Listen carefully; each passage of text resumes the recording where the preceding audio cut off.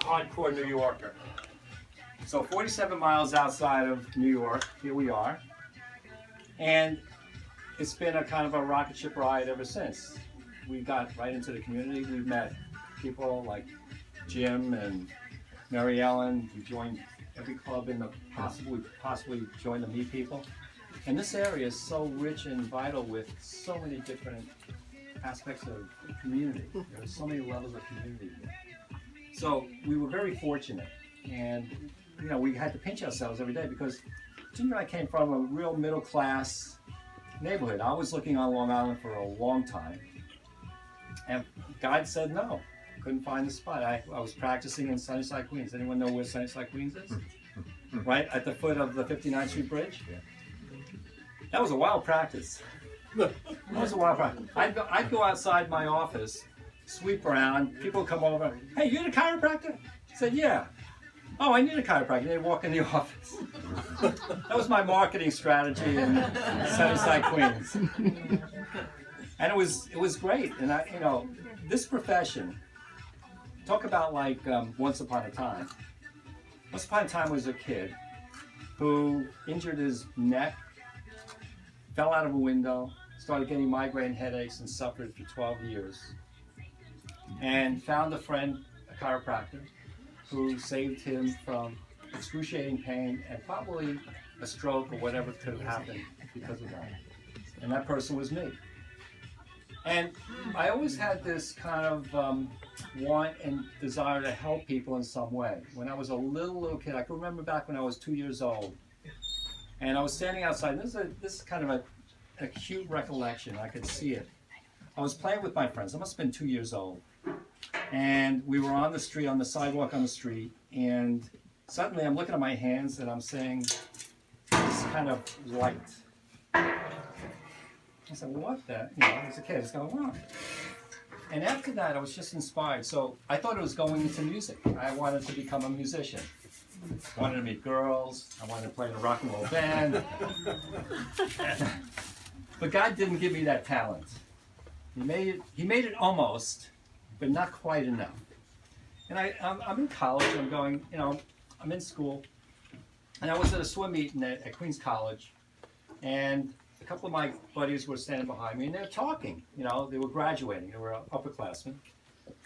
And one of them said, you know, hey, you know, what are you going to do after school? And he said, well, I'm going to chiropractic school. I go, turn my neck, right? Chiropractic, what the hell is chiropractic? First time I ever heard the word. So, P.S., I finished graduate.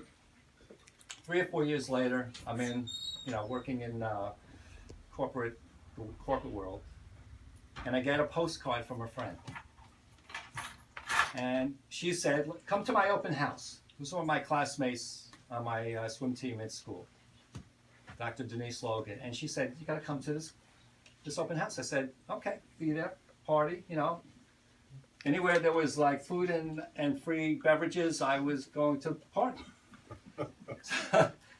So, make a long story short, she took me aside and said, look, I want to examine you. And I said, okay. And she took x-rays and she did a whole intro. I said, the exam, I said, that I never had an exam like that. And she said, well, you know, here's the thing. I found a bone in the top of your neck that's out of alignment. And I said, yeah. I said, you know, those migraine headaches you have, that's where they're coming from. So being, you know, a willing subject, she laid me down on the table. I was face up. I'll never forget this.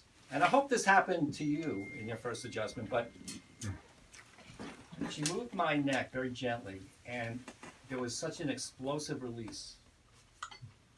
I'm not saying the sound. I'm saying there was like this energy release. And I got up off the table almost with a kind of a new awareness. First of all, I noticed I was looking around the room, and I could see for the first time colors. The room got brighter. There was a kind of a sense of ease that came over my beingness, you know?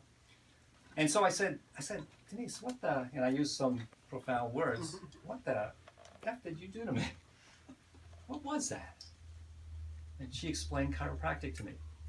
And she explained it in such a simple way. And she just told me about the power of the body to heal the body, the energy of the body that's released when the brain and its body can communicate.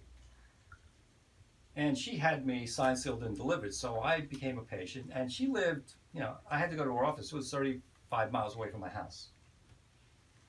And I went 3 times a week, and I'm driving, But I'm sitting in her office. This is what the fun part was. She had such a busy office. This was her office. If you walked in on any given time of the day, this is what it looked like. All right? So I had a chance to sit there like you, and I was nosy. Why are you here? And I see all the kids running around. Why'd you bring your kid here? Oh, Dr. Logan helped my kid with the heart problem he was having. Oh, shoot. And why'd you bring that kid here? He had diverticulitis and he had bowel problems. So I'm getting this idea. What the heck is this chiropractic stuff? Oh, sure enough, I'm a patient there for 2 months. And one day, her and her husband, who was a chiropractor, we were standing in the hallway, and I'm looking at them because I'm really inquisitive now. I'm going, what is this chiropractic stuff? And they told me again, they said, the power in your body can heal you. It just needs no interference in the nervous system. And if we can open up the nerve channels, we can give your body a chance to heal. So I said, great. And then they said something that I'll never forget, which changed my life. They said, you can do this.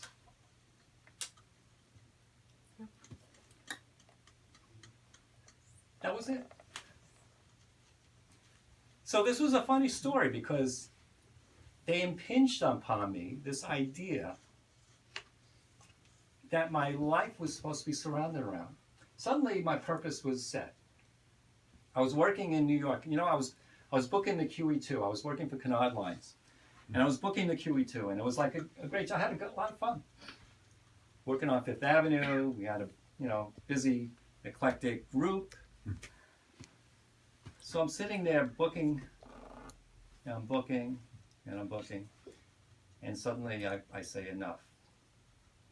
Because when you find your truth, you got to move.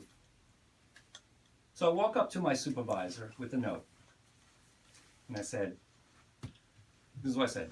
I resign. I'm going to chiropractic school.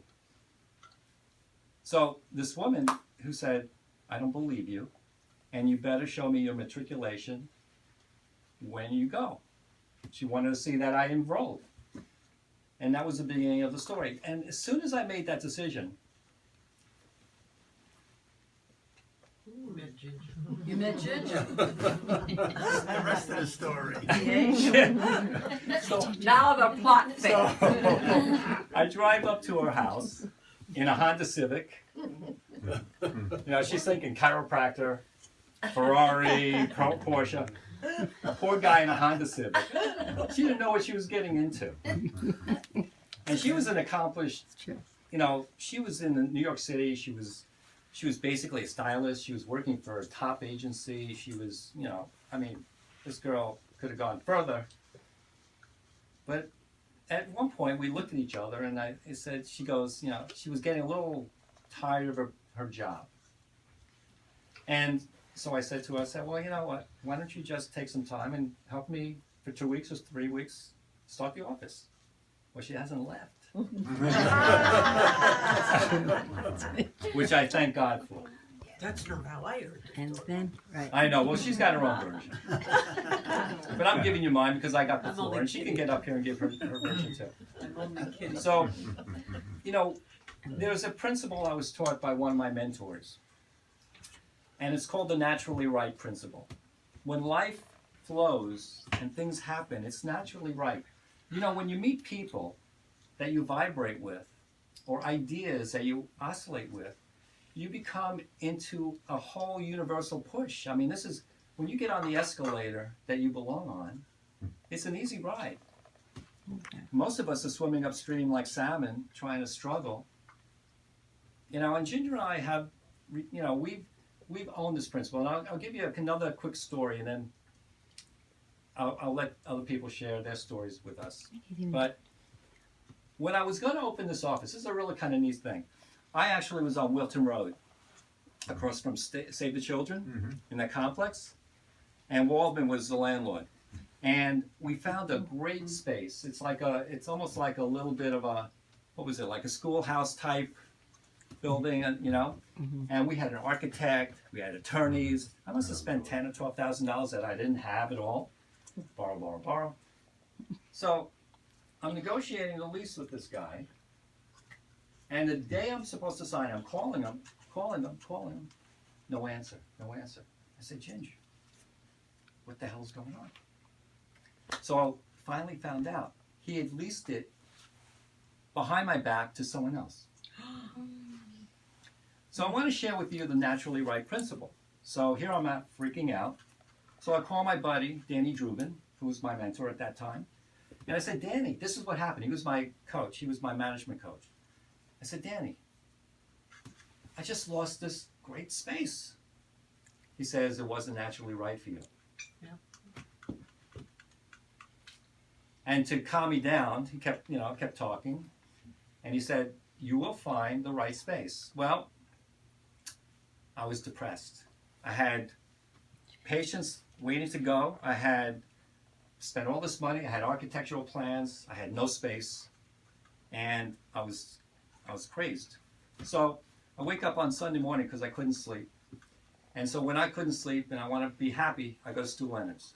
Because I want to see the train go round. Right? So, P.S. on Sunday morning, I'm driving. It's about 8 o'clock in the morning. I got up and I'm going to Stu Leonard's. And I look to my left and I see a for rent sign in this space. I said, holy cow. So I called it up immediately. So the owner came right down. We shook hands, and here I am. Wow. So I want to tell you that you're not here by accident. You might have been in another chiropractic office, maybe never been in chiropractic, but we vibrate together. And there's a principle in chiropractic about that, this energy of life. And everything is vibration, you know. We're not solid, we're energy. But all these atoms are like little vortex hurricanes and tornadoes. And if you were to crash a car into a tornado, you would hit a solid. That's how much energy we have in the body. You know, someone was said, let's say we have 500 trillion atoms in the body, and each atom has 1.5 volts of energy. Do the math. That's 700 trillion volts of energy that you have in your body. And we as chiropractors, we take this seriously because basically, what do we do that's different from any other doctor? And we do it all the time, repetitively, right? You haven't seen me do anything different. You come in and tell me, I hurt here, I got this in my back. What do I say? Lay down, let's check you. And from there, we'll check the spine, we'll open up the channels, and we'll leave. We don't do anything else. So our purpose is for us to open up the channels of life in your body. If those 700 trillion volts of energy are not getting to your organs, we call that in chiropractic dis-ease or malfunction. If this energy goes, that's function. It's a very simple concept. Now we can get into the scientific didactic and talk about joints and discs and nerves and tissue, but you know, if we were just doing mashing your back and fixing discs, if I was a disc jockey, it would be no fun in chiropractic. Because when people like little kids come on the table who have asthma, who have cancer, who have learning disabilities, who have bowel problems, who have skin problems, we have to rescue them. How do we do that? We adjust their spines and get them free so that their life force can flow. And that's really the essence of chiropractic. So when Dr. Jen and I, and by the way, naturally right. Here's a naturally right example. We're here 19 years together. Do you remember the interview we had, Jen? I distinctly do. So do I. So I'm going to let you I totally remember it. share it, if you don't mind. Or do you want me to? Go for it. Okay. Right. So here But he almost I'm did. busy, right? I'm busy in the office, and I'm getting tired, and I need an associate. I need some help. And believe me, I know a lot of chiropractors out there.